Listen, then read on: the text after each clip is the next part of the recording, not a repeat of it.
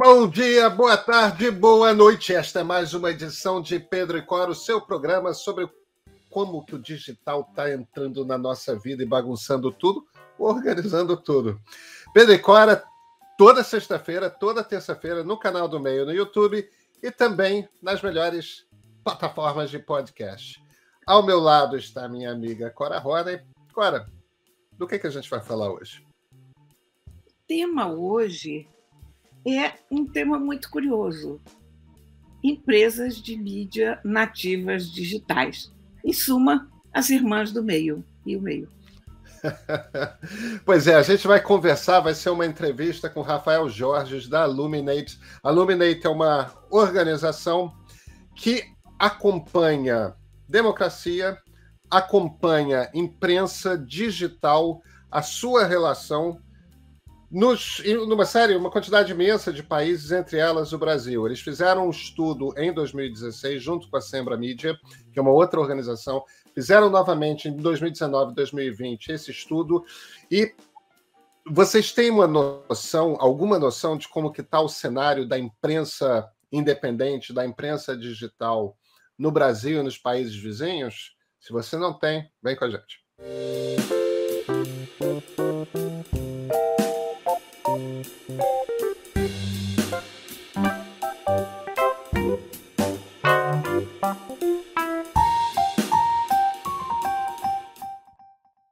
Agora, deixa eu dar as boas-vindas, então, aqui para o nosso convidado, o Rafael Jorges. Tudo bom, Rafael?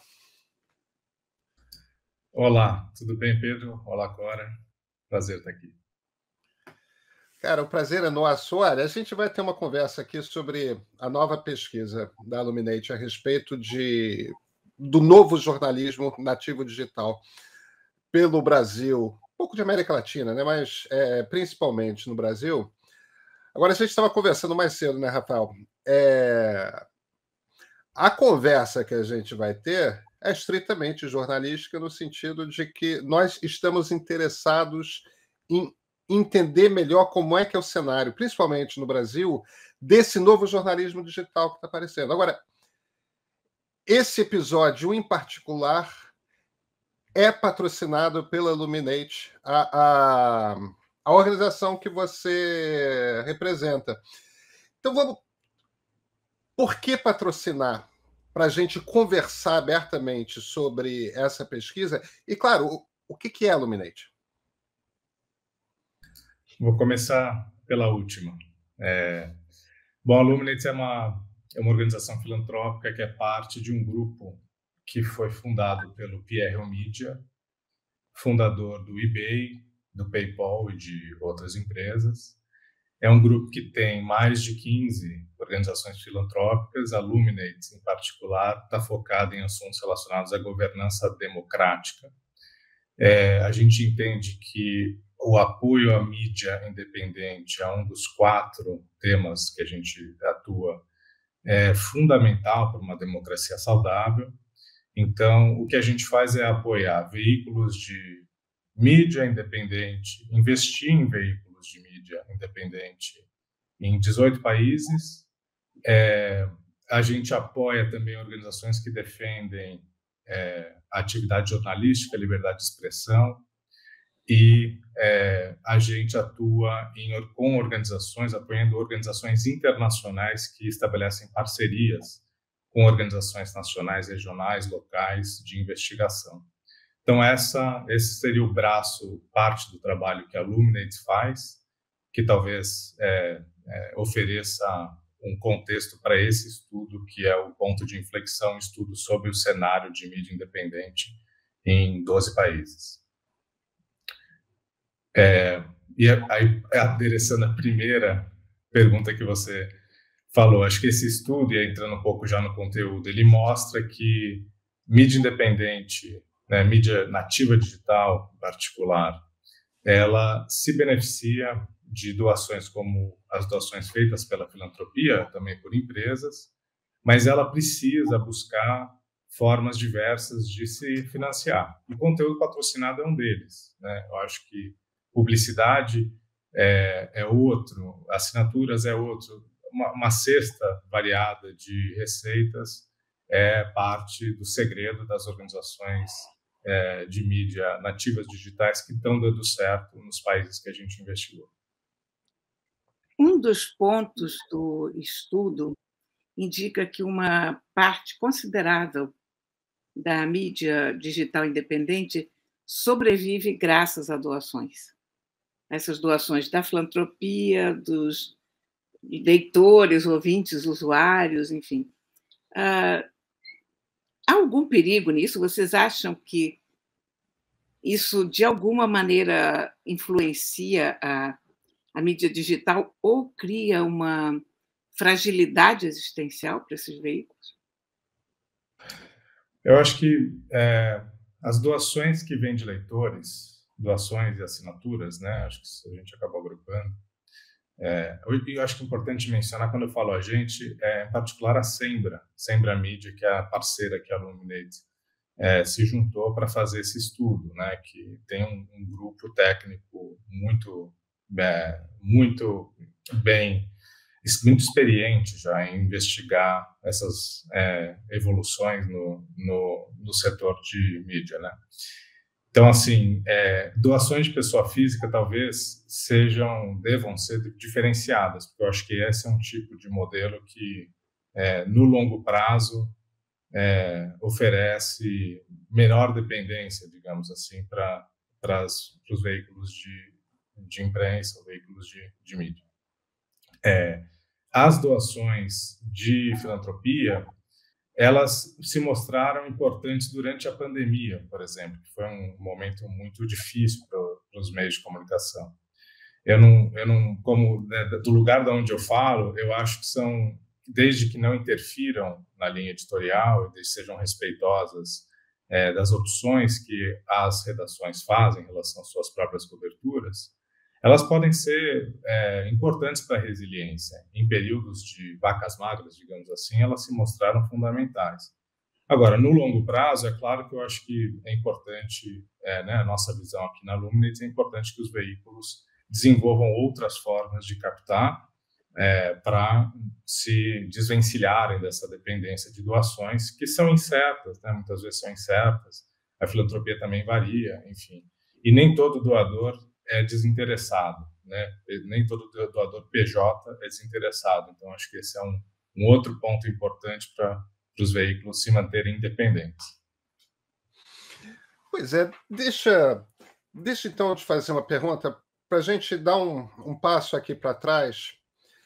Vocês, junto com a Sembra Mídia, fizeram esse estudo em 2016, fizeram agora novamente uma segunda edição do estudo.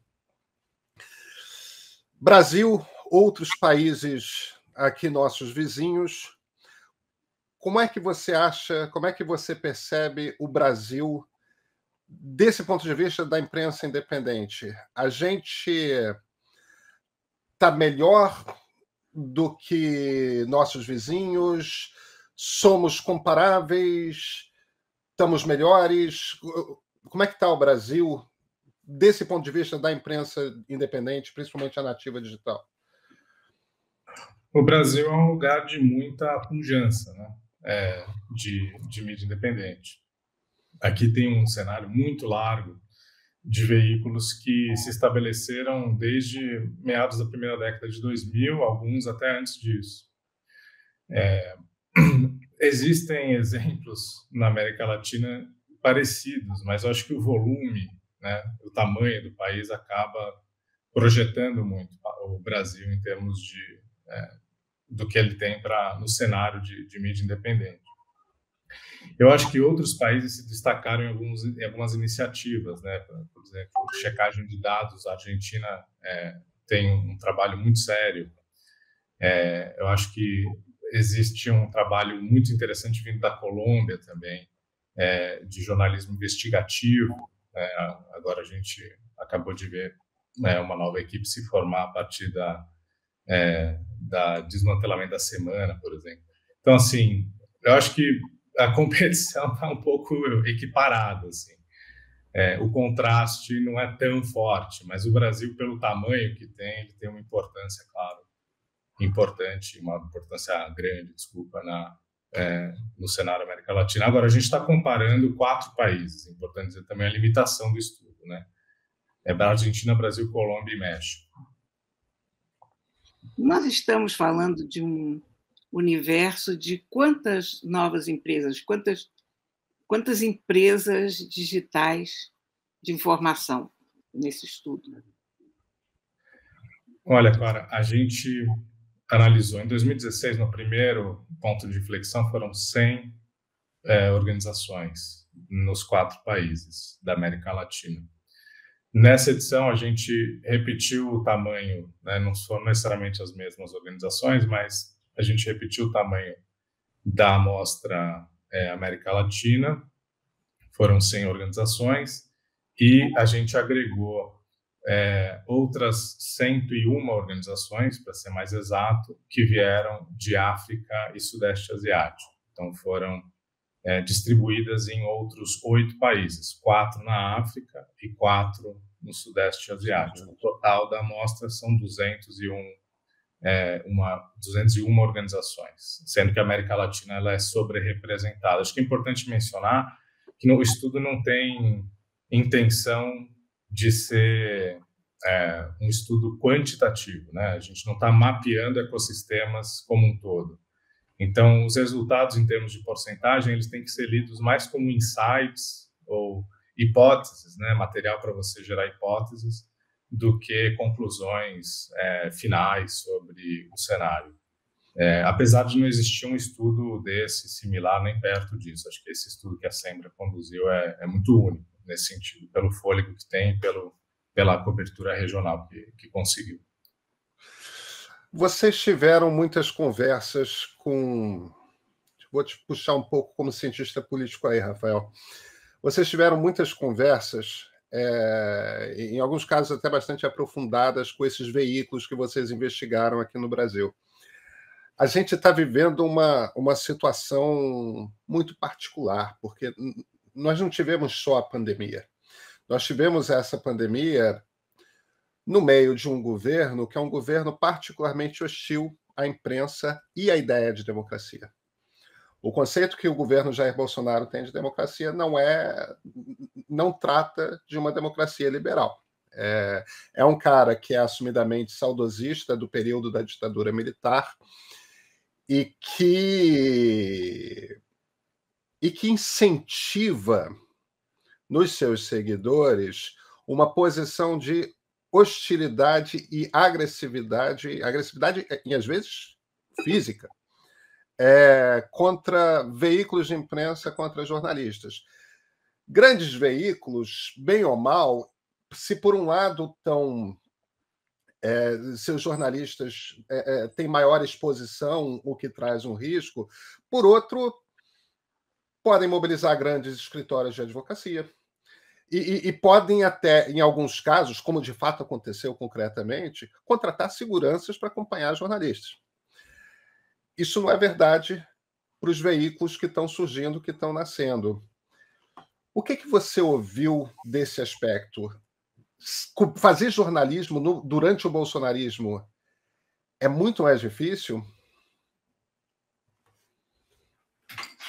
Olha, Pedro, eu acho que eu vou replicar e vou falar de um jeito mais geral, porque as entrevistas foram feitas com alguns veículos em cada país, então agregar, eu acho que é uma forma também de proteção. E alguns contextos são parecidos, né? Brasil, Filipinas, Nigéria, existem contextos que, para fins desse tópico, né, que é a relação entre governos e mídia, infelizmente existem similaridades, assim, padrões. Esses veículos nativos digitais, talvez para um público em geral, a intuição é que eles não incomodam, né, que eles são menores, mas a verdade é que eles são proporcionalmente muito atingidos por perseguições de vários tipos. Acho que assim, um dado que eu achei um pouco chocante alto é que mais de 10% de todos os veículos que a gente conversou disseram ter pessoas da sua equipe que sofreram violência física por conta da atividade jornalística. Mais de 50% dos veículos que a gente conversou, né, da nossa amostra, tiveram ataques online ou vivem sob constante ameaça online. Existe um outro problema que é muito forte no Brasil, em particular, mas também em Nigéria e Filipinas, que é o problema da autocensura. E não é uma autocensura só por conta do medo, porque eu acho que são né, uma coisa que a gente percebeu nas entrelinhas das entrevistas, é que quem se lança a fazer isso, né, mais de 3/4 dos fundadores desses veículos são jornalistas que saíram de redações por vários motivos, mas eles são motivados, né, por impacto. Então, não é que eles tenham medo de publicar por conta da retaliação, mas existe uma autocensura por conta dos custos envolvidos em você ter que ter exatamente esse ponto, né? Você não ter o recurso para ter um escritório de advocacia. Isso é particularmente grave, por exemplo, na África, nos países africanos que a gente conduziu. Então, você deixa de publicar por conta disso. Acho que no Brasil, isso tem sido muito traduzido naquela discussão sobre os jacks, né? Que têm sido usados para, basicamente, atacar não só jornalistas, mas qualquer tipo de expressão, e ações em juizados especiais comuns elas começam a pipocar em tudo que é lugar, e você tem que ir pessoalmente nos fóruns, de repente você se paralisa. Então, esse tipo de atividade, por exemplo, acho que traduz, em termos concretos, o que é essa autocensura que, às vezes, os meios praticam para não se embrenharem numa emaranhada de custos que não conseguem arcar depois. São meios financeiramente frágeis, né? Tem um ponto do estudo que eu achei interessantíssimo, que é a quantidade de mulheres que fundou empresas digitais, empresas de informação digitais. O número que me impressionou mais, na verdade, foi o número ao qual esse número de fundadoras de veículos digitais se contrapõe, porque elas são, nos veículos digitais, 32%, não é uma coisa assim? 32%. E eu vi que, na mídia tradicional, o número de mulheres envolvidas na fundação de empresas de comunicação é 1%. Isso é totalmente bizarro, né? Uma diferença dessas. Você tem ideia a que se pode atribuir essa diferença de percentual? Desculpa, só te interromper, Rafael, eu só quero complementar a pergunta da Cora. Cora, nós sabemos que de 1, 2 décadas para cá, as mulheres passaram a ser maioria nas redações físicas, nas redações tradicionais. Elas só tendem a não chegar a posições de comando, né? Você que chegou à editora, você era um exemplo raro, e isso se melhorou um pouco, não melhorou tanto assim, né? Mas o estudo fala especificamente das fundadoras. Sim. Das publishers. Se bem entendi o estudo, foi isso, né? É isso. Que temos. Então, eu acho que essa quantidade de mulheres nas redações, evidentemente, contribui para esse número significativo de mulheres na mídia digital, porque eu acho que a mídia digital é um pouco a filha da derrocada da mídia tradicional, né? Peraí, gente, o meu... Abra o YouTube. Gente, desculpa, o meu Alexa. celular... É Alexa, é uma coisa terrível. A gente não pode falar aqui perto desse povo. Mas, enfim, onde eu estava antes de ser rudemente interrompida pelo meu telefone, eu acho que a mídia digital ela nasce, em boa parte, da derrocada da mídia tradicional. À medida que os veículos começam a se esvaziar e a morrer, nós, jornalistas, começamos a buscar uma solução para isso, que é o faça você mesmo, o do it yourself. Mas o que me impressionou muito é a ausência de mulheres na fundação da mídia tradicional. E como é que se comparam esses dois números, sabe? Eles são, assim, a gente não chegou a investigar isso, né? A gente comparou usando um dado e tem uma referência, né, que a Sembra pôs no relatório. que agora não me vem à cabeça, preciso ir buscar. Mas eu tenho a sensação de que eles vêm de trajetórias, esses números eles são comparáveis mais para criar o choque do que para, de fato, investigar. Eles vêm de trajetórias muito diferentes, né? Eu fico pensando nos dados, por exemplo, da Repórteres Sem Fronteiras sobre concentração de mídia no Brasil e como os grupos familiares que concentram essas mídias são donos dessas mídias de décadas, né? De uma época em que mulheres não eram convidadas a fundar empresas de comunicação. Não.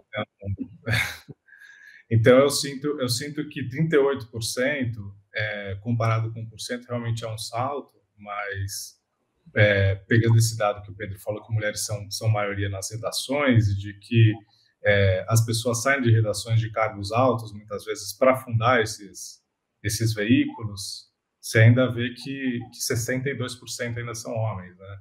Eu olho pelo outro lado e fico um pouco menos otimista, assim, né? Acho que ainda tem um caminho aí para se andar, para tentar equiparar, né? Acho que mulheres são maiores em redações e são maiorias das faculdades. Então, é impressionante ainda. Acho que é um processo em curso. Rafael, vocês fizeram essa pesquisa em 2016 e agora novamente 2019 e 2020. O que mudou? Mudou a capacidade dos veículos de comunicação digitais de diversificar as suas fontes. Isso mudou. Acho que isso chegou-se, acho que a diferentes modelos de captação, incluindo doações, que conseguiram transformar de um jeito positivo a resiliência de um número de veículos. É importante mencionar que vários quebraram nesse meio de caminho, né? Eu acho que isso não estou pintando aqui um quadro 100% bonito, mas eu acho que teve um aprendizado de caminho. E a pandemia, em particular, os últimos 1 ano e meio, serviu de acelerar, né? Serviu como uma forma de acelerar esse aprendizado. Então, acho que eu destacaria essa grande mudança. Uma outra mudança, talvez, que vale a pena destacar é o impacto, né? O impacto cresceu. Os meios digitais incomodam mais, fazem parcerias para, né, distribuir conteúdo com grandes agências internacionais, formaram jornalistas, se juntam para defender a atividade jornalística, né? E com isso provocam mais, né? Expõem mais governos, mobilizam mais a sociedade civil. Eu acho que isso mudou também. Então, resiliência e impacto avançaram, isso sem dúvida. E o que vocês veem para o futuro a partir desse estudo? Quais são as conclusões a que a gente pode chegar? Eu acho que existem um set de conclusões, eu vou mencionar algumas. A primeira é que investir em diversificação é importante, mas é importante aprofundar. A gente chegou a gente fez uma lista de 30, né? A Sembra fez uma lista de 30 potenciais fontes de recurso. É uma loucura tentar buscar 30 fontes de recurso. Um número, basicamente, um número ótimo estaria mais ou menos entre 2 e 6 fontes de recurso para um meio independente. Eu acho que é importante olhar para isso. A outra coisa, é importante ter gente na equipe que faça isso, 100% do tempo. Gente que olhe para o comercial. E que pense modelos que sejam organicamente conectados ao tipo de jornalismo praticado. Então, isso é importante para o futuro. Olhar com parcerias de conteúdo, parcerias de distribuição, parcerias tanto na investigação e na produção do conteúdo jornalístico, como na parte comercial também. Acho que é um ponto a ser, digamos assim, mais explorado. Tem mais cliques para serem dados aí nesse caminho. A gente diria esses 3. Você estava falando de impacto, Rafael. Aumentou, eu não sei o quanto vocês conseguem mensurar ou intuir a partir dos dados, aumentou a relevância desses veículos? Qual é a importância de veículos digitais novos no ecossistema de informação jornalística de um país? Aí eu não falo só do Brasil, não, falo no sentido mais geral. Eu acho que eu vou só, como preâmbulo, vou só citar aquele caso das Casas Bahia, né? Uma investigação da agência pública. Agência pública. Isso. Que produziu um resultado de um jornalismo investigativo que foi primoroso, expondo um esquema de exploração sexual de um grande anunciante. Esse tipo de jornalismo, ele impacta, né? Esse tipo de matéria, inclusive, gerou um debate sobre o próprio papel do jornalismo independente em empurrar a grande mídia. Mas, assim, é muito difícil medir impacto, né? No relatório, a gente perguntou como organizações medem impacto, elas ainda usam muito as métricas da internet. Quanto eu tive de audiência, quanto eu tive de replicações e interações em redes sociais, enfim. Essas são métricas muito limitadas, né? Elas oferecem dicas muito limitadas de impacto. A gente trouxe no estudo um exemplo da Conectas, não a Organização de Direitos Humanos, mas a Organização de Mídia, Conectas, com 2 N's, regional. Eles medem impacto com base em 4 preceitos. Eles falam de prestação de contas, então, quanto governos reagem governos ou grandes empresas reagem às publicações, quanto eles conseguem mobilizar a sociedade, esse seria o segundo. Então, se existe uma ONG que responde, um movimento social, uma defensoria pública que responde isso. Expansão de audiência. Então, se a minha audiência era X e cresceu X mais tanto depois de determinado período, ou depois de X matérias ou particular matéria que eu publiquei. E uma outra que eu acho interessante, que é se tem pessoas influentes ou instituições influentes que estão citando a sua matéria, né, a sua investigação. Então, a gente achou interessante essa forma, né? E a Sembra adotou, de certa forma, um jeito de medir parecido. Então, por exemplo, nas entrevistas, a gente perguntou, e aí a autopercepção dos fundadores das equipes dos veículos de mídia, e eles responderam que 42% respondeu que eles sentiram maior disposição da audiência deles em se manifestar, seja online ou offline.